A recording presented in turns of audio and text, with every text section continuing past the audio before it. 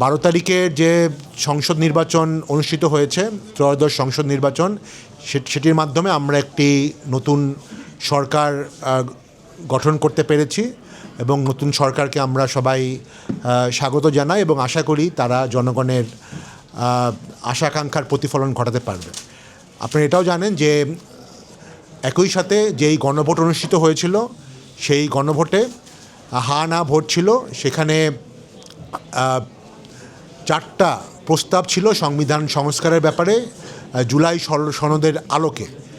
সেই ব্যাপারে জনগণ থেকে অভিমত জানতে চাওয়া হয়েছিল এবং আমরা অত্যন্ত আনন্দিত যে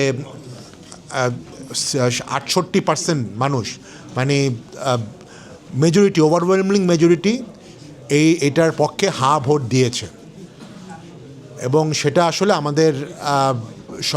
আমাদের সামনের দিনের যে সাংবিধানিক সংস্কারের যে আইনগত ভিত্তি, সেটি তার মাধ্যমে এক ধরনের ভিত্তি পেয়েছে। তো আমরা আশা করছি যে এই গণভোটের যে জনরায় দেওয়া হয়েছে সেটার বাস্তবায়ন আমরা খুব শীঘ্রই দেখতে পারবো। যদিও আমাদের বিভিন্ন কারণে গত 10-15 দিনের বেশ কিছু ঘটনায় আমরা কিন্তু নাগরিক হিসাবে একটু কনসার্ন হয়ে গেছি এবং সেই জন্যই আজকের আমাদের এই প্রোগ্রামটার আমরা আয়োজন করেছি। কারণ এখানে আমরা দেখেছিলাম যে গণভোটের যে ব্যালটের মধ্যে কিন্তু দুটো ব্যাপার ছিল। একটা হচ্ছে 4টি যে সাংবিধানিক সংস্কার প্রস্তাব সেটার ব্যাপারে, এবং এই জুলাইয়ের যে অর্ডারটা দেওয়া হয়েছিল, জুলাই সনদ বাস্তবায়ন অধ্যাদেশ 2025, সেটাকেও কিন্তু আসলে গণভোটের একটা পার্ট ছিল। তো জনগণ কিন্তু সেটাকেও হা ভোট দিয়েছে। তো সেই অধ্যাদেশের মধ্যে কিন্তু একটি পার্ট ছিল যে যেদিন নতুন সংসদ সদস্যরা দায়িত্ব নিবে বা শপথ গ্রহণ করবে, সেটার একই দিনে একই সেশনে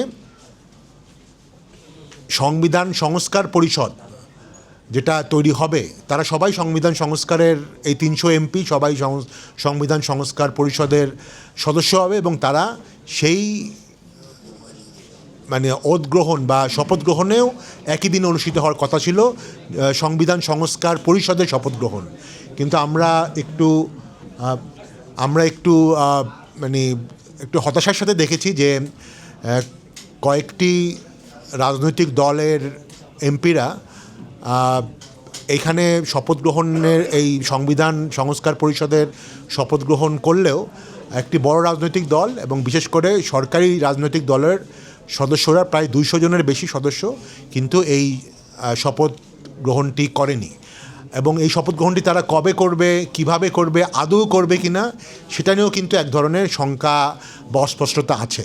তো সেটা নাগরিক হিসাবে আমাদেরকে আসলে শঙ্কিত করেছে, আমাদেরকে চিন্তিত করেছে এবং আমাদের কাছে মনে হয়েছে যে এই এত 1400 জীবন যে গেল, শুধুমাত্র তো একটি সরকার পরিবর্তনের জন্য না, আমাদের যে সংস্কারের একটা জাতীয় প্রত্যাশা, জাতীয় আকাঙ্ক্ষা, সেটাও কিন্তু আসলে শুধু মাত্র জুলাইয়ের ছিল না, এটা অনেক আগে থেকেই হয়েছিল। এবং আমরা মনে করি যে ভবিষ্যতে যাতে বাংলাদেশে এরকম স্বৈরাচারী গত 15 বছরে যেই আমরা রাজত্ব দেখেছি সেটা যাতে না আসে এবং আরও অনেক গুরুত্বপূর্ণ সংবিধান সংস্কারের ব্যাপারগুলো যাতে ইমপ্লিমেন্ট করা যায়, সেই জন্যই কিন্তু গত প্রায় 1 বছর সংবিধান সংস্কার নিয়ে সব রাজনৈতিক দলগুলো কিন্তু জুলাই সনদ তৈরি করেছে এবং আমরা সকল রাজনৈতিক দলকে এই জন্য ধন্যবাদ জানাই, অভিনন্দন জানাই।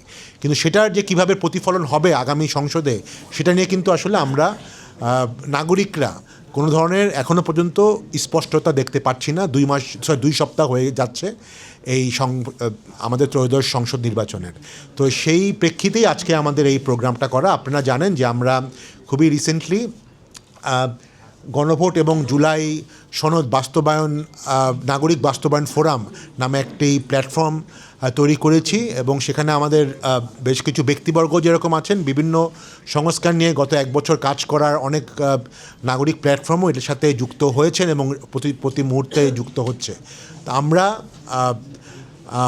আজকের এই অনুষ্ঠানের মাধ্যমে আমাদের এই অ্যাক্টিভিজম শুরু করলাম এবং আমরা আগামী দিনগুলোতে সরকার, রাজনৈতিক দল এবং অন্যান্য নাগরিক সমাজের প্রতিনিধিদের সাথে, মিডিয়ার সাথে আমরা যোগাযোগ করব, তাদেরকে বোঝানোর চেষ্টা করব যে এই যে জুলাই সনদ হয়েছিল এবং সেই সনদের যে সংস্কারের প্রত্যাশাগুলো জাতিগতভাবে আমরা প্রত্যাশা করি সেইটার যাতে অবিলম্বে বাস্তবায়ন হয়। তো সেই হিসাবেই আমরা আজকের এই প্রোগ্রামটা করছি। আপনাদের সকলকে ধন্যবাদ। পার্টিকুলারলি এখানে প্রচুর মিডিয়া বন্ধুরা আছেন যারা সবসময় আমাদেরকে সহায়তা করে এসেছেন। আপনাদের সকলকে ধন্যবাদ। আমি শুধু একটা কথা বলবো শেষ পর্যায়ে, যে দেখেন এই 1400 মানুষ জীবন দিয়েছে, তো তাদের প্রতি যাতে আমরা অকৃতজ্ঞ না থাকি। কারণ আমাদের এইখানে আজকে আমাদের এই সংসদ সদস্যদের মধ্যে আমার ধারণা প্রায় 300-র মধ্যে প্রায় বোধহয় অলমোস্ট 2/3 মানে তারা গত 15 বছরে নিজেদের পরিবার ছাড়া থাকতে পারেনি। তারা অনেকে দেশের বাইরে ছিল, বাধ্য হয়েছিল, অনেকে পালিয়েছিল। তো তাদের আসলে ব্যক্তিগতভাবে একটা আমরা অনুরোধ করব যাতে তারা মনে করে যে আসলে জুলাই আসলেই একটা তাদের জীবনের জন্য একটা বড় ব্যাপার, তাদের জীবনকে আসলে মুক্তি দিয়েছিল। তো তারা যাতে এই জুলাইয়ের ব্যাপারটা খুব হালকাভাবে না দেখে। জুলাই আসলেই হালকা কোনো ব্যাপার না। জুলাই আসলে আমাদের সবার জন্য একটা মুক্তির ব্যাপার, এবং যাদের আসলে রক্তে এই মুক্তি এসেছিল তাদের প্রতি যাতে আমরা কৃতজ্ঞ থাকি। তো সেইটার রেসপেক্টেও আমরা যাতে এটাকে কোনোভাবে বিতর্কিত না করি। আপনাদের সকলকে অনেক ধন্যবাদ।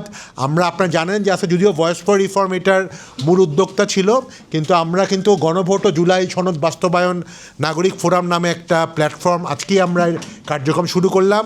যারা যারা এই প্ল্যাটফর্মে, এই ফোরামে অংশ নিতে চান, আগামী দিনগুলিতে আপনারা এরকম অ্যাক্টিভিজমের সাথে ইনভলভ থাকতে চান, আপনারা কাইন্ডলি আমাদের সাথে যোগাযোগ করুন। আমি আছি, হাসিফ ভাই আছে, এখানে ফারহানা আছে।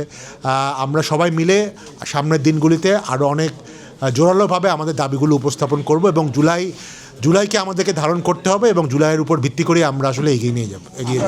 ধন্যবাদ। অ্যাবসলিউটলি।